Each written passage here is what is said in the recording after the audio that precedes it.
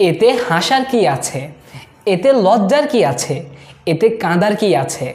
আজকে এই ক্লাসে আমরা স্পোকেন ইংলিশের পার্ট 2 নিয়ে হাজির হলাম, যেখানে এতে কাঁদার কি আছে, এতে লজ্জার কি আছে, এই ধরনের যে সেন্টেন্স আমরা বাংলাতে বলি সেগুলো ইংলিশ শিখব। আমরা এর আগের ভিডিওতে শিখেছিলাম যে কিভাবে এটা করে কী লাভ, সেখানে গিয়ে কী লাভ, আড্ডা মেরে কী লাভ, এগুলোকে ইংলিশে বলতে হয়। তারই ধারাবাহিকতায় আজকে আমরা পার্ট 2তে এতে হাসার কি আছে, এতে লজ্জার কি আছে, এই ধরনের সেন্টেন্সে ইংলিশটা শিখে নেব। আই হোপ লেসনটা ভালো লাগবে। এতে হাসার কি আছে কিভাবে বলবো, এর জন্য একটা স্ট্রাকচার ফলো করতে হবে। সেটা আমরা এইটা যদি বুঝে চাই পরেগুলো পারবো।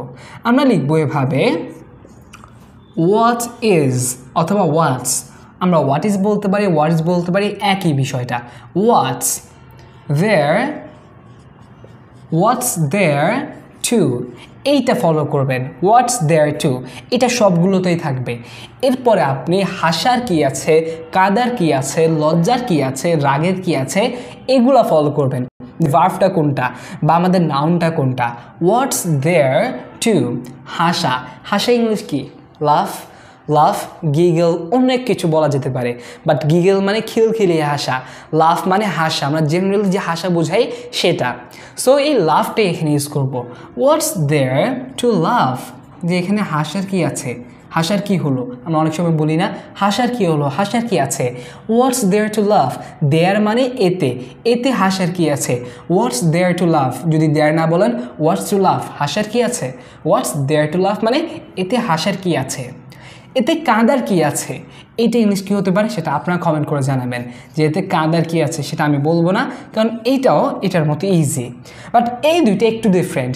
একই মনে হতে পারে, একটু ডিফারেন্ট। কীভাবে চলেন শিখি। এতে লজ্জার কি আছে কীভাবে বলবেন, আগে প্রথমটা লিখে ফেলেন। হোয়াটস দেয়ার টু, এবার একটু থেমে যেতে হবে, আমরা এখানে একটু ফাঁকা রাখবো। হোয়াটস দেয়ার টু শাই, অর্থ কী দাঁড়াচ্ছে, এতে লজ্জার কি আছে, কিন্তু বাক্যটা ভুল, ইনকারেক্ট। কেন? কারণ এখানে হাসা কাঁদা, হাসা ইংলিশ লাফ, এটা ভার্ব হতে পারে, রাইট? হাসা ভার্ব হয়, নো প্রবলেম। কাঁদাও ভার্ব হয়, আপনারা সেটা কমেন্টে জানাবেন। কিন্তু লজ্জা কি ভার্ব হয়? লজ্জা এটা কিন্তু ভার্ব হয় না। লজ্জা ভার্ব যেহেতু হয় না, ভার্ব করে নিতে হবে। কিভাবে করব? What's there to be shy, to be, এই যে বি এটার মাধ্যমে ভার্ব হয়ে গেল। হোয়াটস দেয়ার টু বি শাই, যে লজ্জা পাওয়ার কি আছে, লজ্জার কি আছে। হোয়াটস দেয়ার টু বি শাই, এইটাও সেভাবে করতে হবে। এতে রাগের কি আছে কিভাবে বলতে পারি, আমরা সিম্পলি আগের কথাটা অ্যাড করব। হোয়াটস দেয়ার টু, এবার ফাঁকা রাখবেন।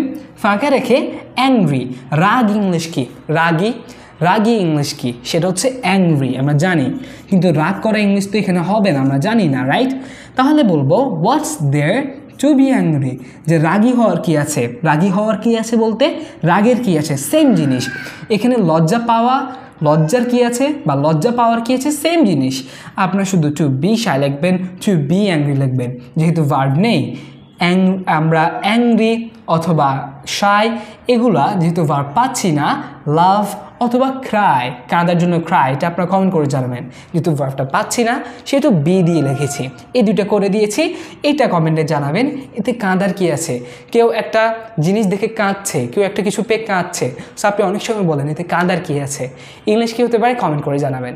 সো এই ইংলিশ শিখতে আমাদের Facebook page Fatin academy follow করে ক্লাসটি শেয়ার করবেন। Thank you for watching this video. আল্লাহ হাফেজ, আসসালামু আলাইকুম।